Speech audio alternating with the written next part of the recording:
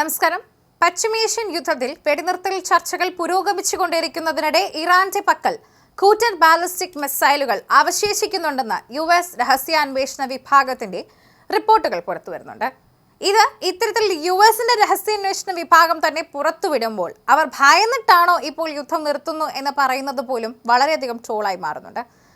ഇറാന്റെ സവിശേഷത ശരിക്കും പറഞ്ഞാൽ അവരുടെ പക്കലുള്ള കൂറ്റൻ ബാലിസ്റ്റിക് മിസൈലുകളുടെ സവിശേഷതകൾ ഉൾപ്പെടെ പരിശോധിച്ച ശേഷം ഭയന്നോടുകയാണ് US ചെയ്തത് എന്ന് പോലും പറയുന്നുണ്ട്. യുദ്ധത്തിലെ തന്നെ കനത്ത നാശനഷ്ടങ്ങൾ നേരിട്ടും 1000-ലധികം ബാലിസ്റ്റിക് മിസൈലുകൾ അവശേഷിക്കുന്നുണ്ടെന്നുള്ളതും വിവരമാണ്.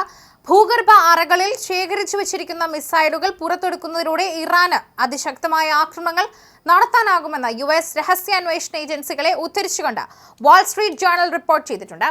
US ഇന്റലിജൻസ് ഉദ്യോഗസ്ഥർ നൽകിയ വിവരങ്ങൾ പ്രകാരം ഇറാന്റെ മിസൈൽ ലോഞ്ചുകളിൽ പകുതിയും നശിപ്പിച്ചിട്ടുണ്ടെങ്കിലും അവയുടെ കേടുപാടുകൾ പരിഹരിച്ച് വീണ്ടും ആക്രമണത്തിന് തയ്യാറാകാനാകുമെന്ന് പുറത്തുവരുന്ന റിപ്പോർട്ടുകൾ പറയുന്നു.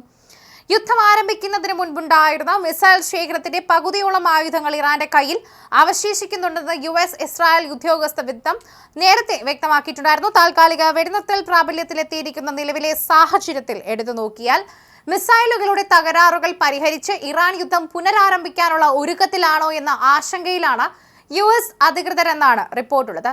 ശേഷിക്കുന്ന മിസൈലുകൾ ഉപയോഗപ്പെടുത്തി ഏതു നിമിഷവും ഇറാന് പ്രത്യാക്രമണം നടത്താനാകുമെന്ന് റിപ്പോർട്ടുകളുണ്ട്. അതേസമയം ഇറാനും USഉം തമ്മിലുള്ള വെടിനിർത്തൽ ചർച്ചകൾക്കായി ഇരു രാജ്യങ്ങളുടെയും പ്രതിനിധി സംഘങ്ങൾ ഇസ്ലാമാബാദിൽ എത്തിയിട്ടുണ്ടെന്നും കൂടി കൂട്ടിച്ചേർക്കാം. വൈസ് പ്രസിഡന്റ് JD വാൻസിന്റെ നേതൃത്വത്തിലാണ് US പ്രതിനിധി സംഘമുള്ളത്.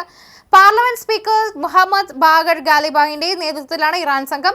പശ്ചിമേഷ്യൻ സംഘത്തിന്റെ ഭീകരത വിളിച്ചോതുന്ന ബിനാബ് കൂട്ടക്കൊലയിൽ ജീവൻ പൊലിഞ്ഞ കുട്ടികളുടെ ചിത്രങ്ങൾ വിമാനത്തിലെ മുൻനിരയിൽ വെച്ചാണ് സംഘം പാകിസ്ഥാനുമായി പറന്നിറങ്ങിയത്. ഇരു രാജ്യങ്ങളും തമ്മിൽ ഇന്ന് വൈകിട്ടോടെ വെടിനിർത്തൽ കരാർ വ്യവസ്ഥകൾ സംബന്ധിച്ചുള്ള കൂടുതൽ വ്യക്തതയിലെത്തുമെന്നാണ് മധ്യസ്ഥ രാജ്യമായ പാകിസ്ഥാൻ തന്നെ ഇതിന് പിന്നാലെ അറിയുകയും സംസാരിക്കുകയും ചില കാര്യങ്ങൾ സൂചനകൾ ഉൾപ്പെടെ തന്നെ അവർ ലിസ്റ്റ് പുറത്തുവിട്ടതെന്നും പറയാം. ഇന്നത്തോടെ ഇതിനൊരു കൃത്യമായ കാര്യം ഉണ്ടാകുമെന്നും കൃത്യമായ രീതിയിൽ തന്നെ ഇതിന്റെ വെടിനിർത്തൽ കരാറിനെ കുറിച്ചുള്ള അടിസ്ഥാന കാര്യങ്ങളെ കുറിച്ച് സംസാരിക്കാൻ സാധിക്കും എന്ന് തന്നെ പറയുന്നു. പാകിസ്ഥാൻ അത് ഉറപ്പ് നൽകുന്നുണ്ട്. അതിനുവേണ്ടിയാണ് അവർ എത്തിയിട്ടുള്ളത്. ഇസ്രായേലിന് നേരെ ഹിസ്ബുള്ളയുടെ ശക്തമായ ആക്രമണമുണ്ട്.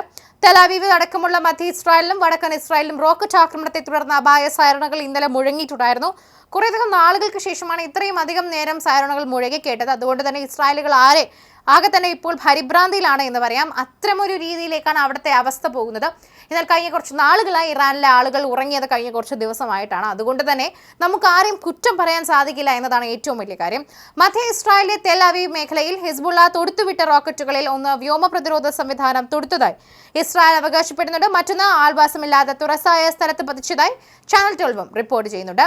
നഹാരിയ, കിരിയത്ത് ഷിമോണ, ഹൈഫ തുടങ്ങിയ നഗരങ്ങളിലും അതിർത്തിക്കടുത്തുള്ള അവീമം, മനാര, മെതുല തുടങ്ങിയ സെറ്റിൽമെന്റുകളിലും വ്യാഴാഴ്ച മുതൽ 60ഓളം റോക്കറ്റുകൾ പതിച്ചതായി റിപ്പോർട്ടുകളുണ്ട്. തെക്കൻ ലെബനാനിലെ തൈബെ, ബിൻഡ് ജബായിൽ മേഖലകളിൽ നിലയുറപ്പിച്ചിരിക്കുന്ന ഇസ്രായേൽ സൈനിക ഗ്രൂപ്പുകളെ ലക്ഷ്യമിട്ടും ആക്രമണം നടന്നതായി ഹിസ്ബുള്ള അവകാശപ്പെടുന്നുണ്ട്.